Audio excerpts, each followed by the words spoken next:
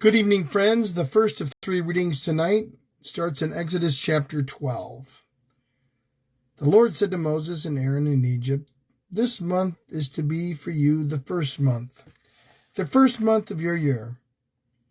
Tell the whole community of Israel that on the 10th day of this month each man must take a lamb for his family, one for each household.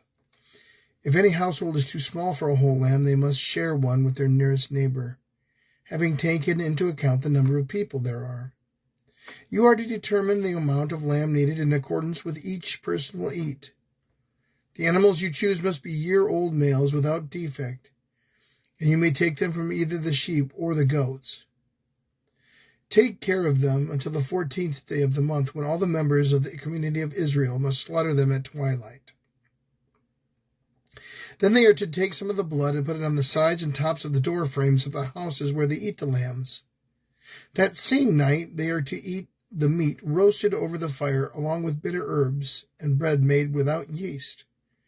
Do not eat the meat raw or boiled in water, but roasted over a fire, with the head, legs, and internal organs.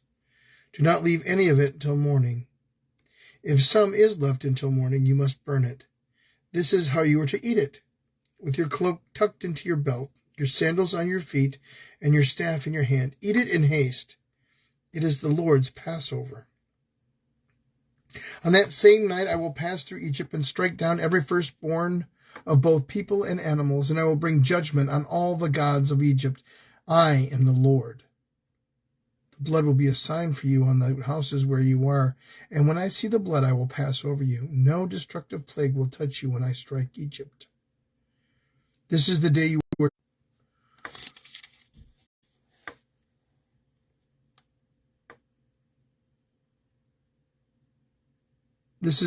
are to commemorate for the generations to come. You shall celebrate it as a festival to the Lord, a lasting ordinance. For 7 days you are to eat bread made without yeast.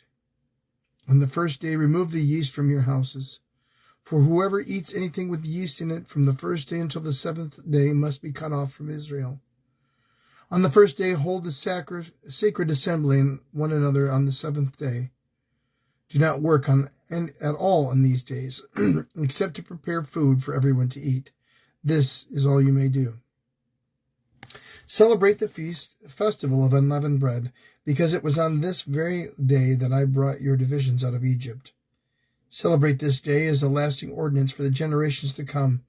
In the first month you are to eat bread made without yeast from the evening of the 14th day until the evening of the 21st day. For 7 days no yeast is to be found in your houses, and anyone, whether foreigner or native born, who eats anything with yeast in it must be cut off from the community of Israel. Eat nothing made with yeast. Wherever you live, you must eat unleavened bread.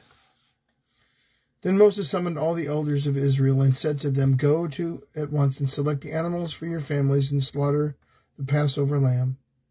Take a bunch of hyssop, dip it into the blood in the basin, and put some blood on the top and both sides of the doorframe. None of you shall go out of the door of your house until morning. When the Lord goes through the land to strike down the Egyptians, he will see the blood on the top and sides of the doorframe and will pass over the doorway, and will not permit the destroyer to enter your houses and strike you down. Obey these instructions as a lasting ordinance for you and for your descendants. When you enter the land that the Lord will give you as he promised, observe this ceremony. And when your children ask you, what does the ceremony mean, then tell them. It's the Passover sacrifice to the Lord, who passed over the houses of the Israelites in Egypt and spared our homes when he struck down the Egyptians. Then the people bowed down and worshipped. The Israelites did just what the Lord commanded Moses and Aaron.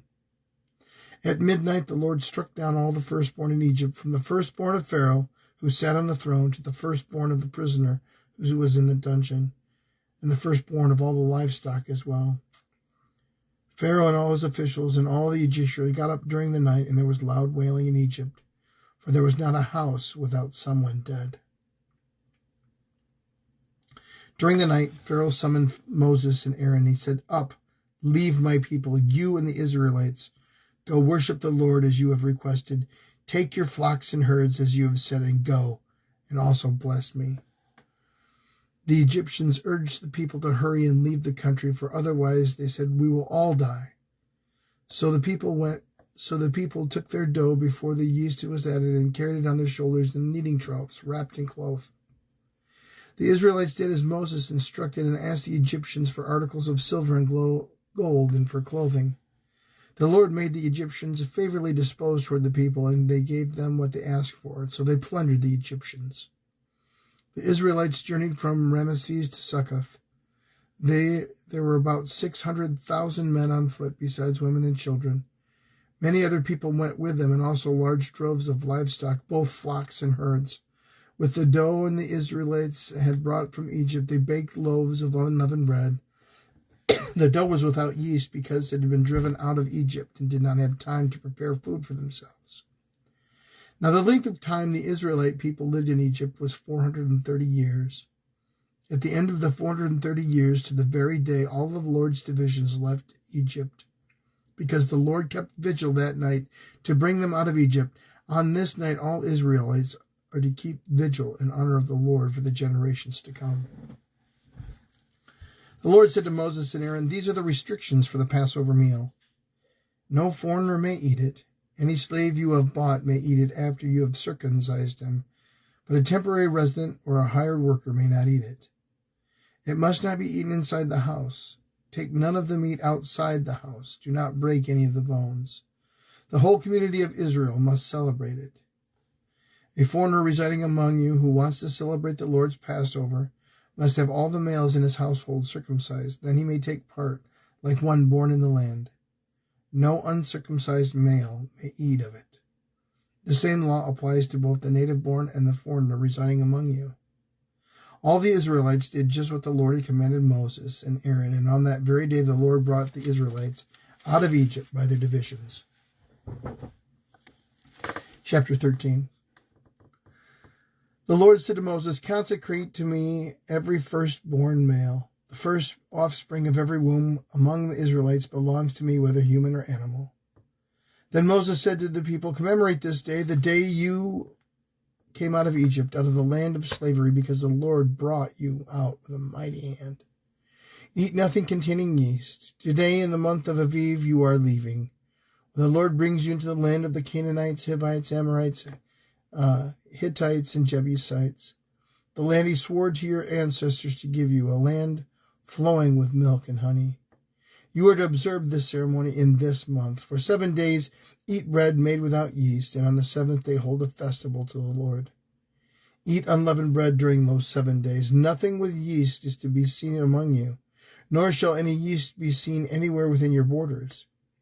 On that day tell your son, I do this because of what the Lord did for me when I came out of Egypt.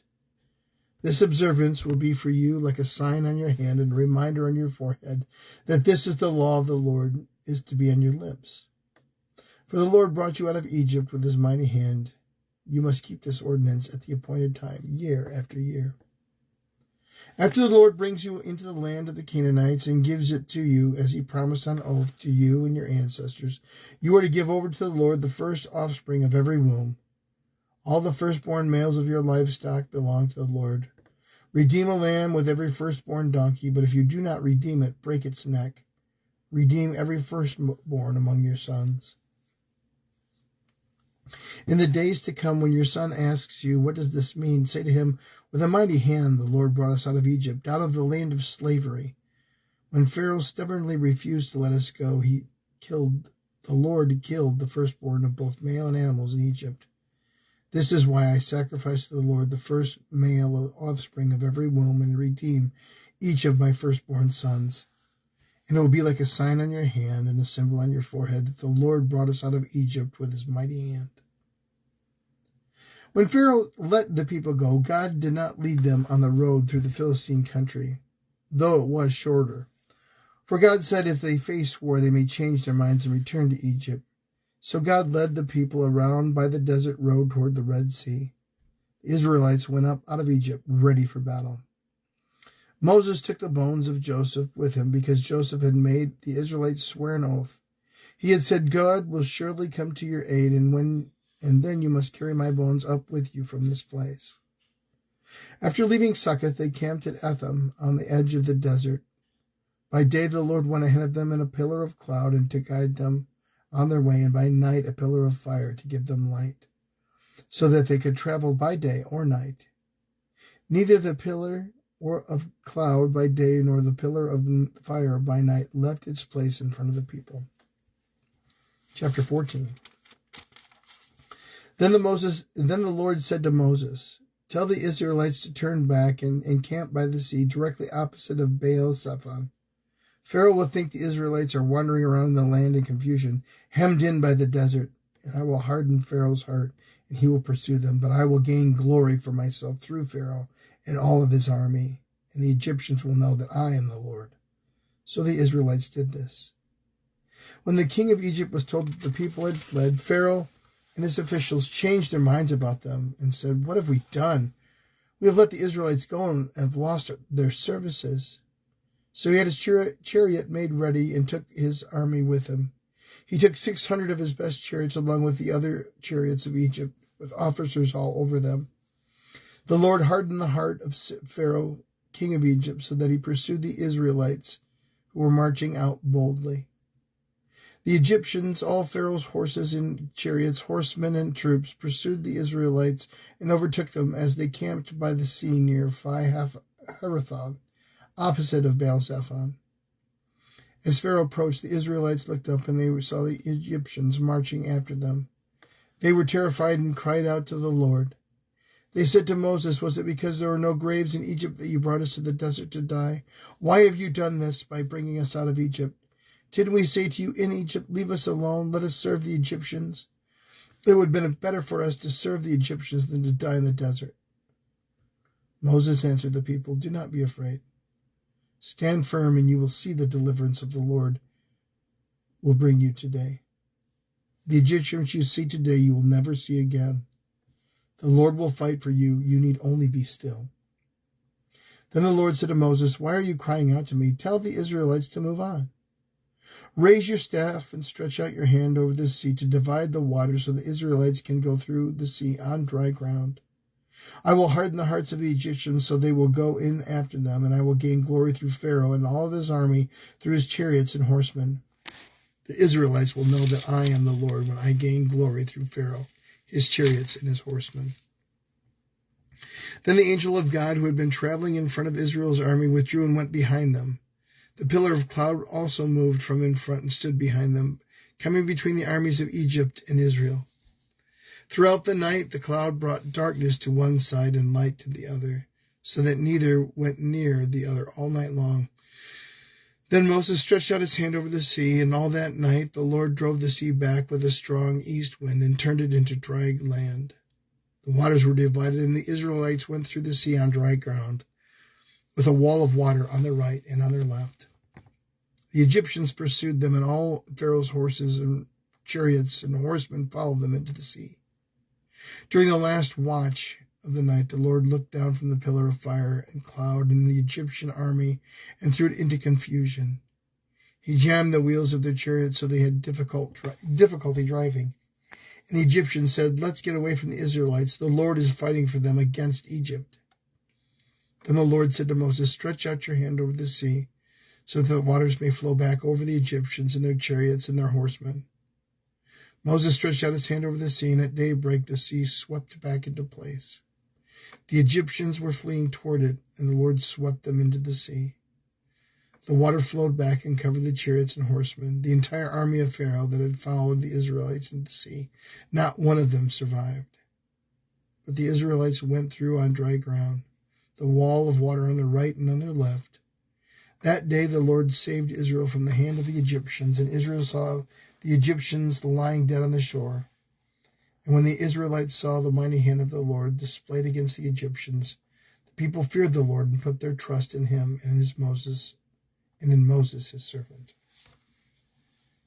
Exodus chapters 12, 13, 14, and 15. 12, 13, and 14. The word of God for the people of God. Thanks be to God.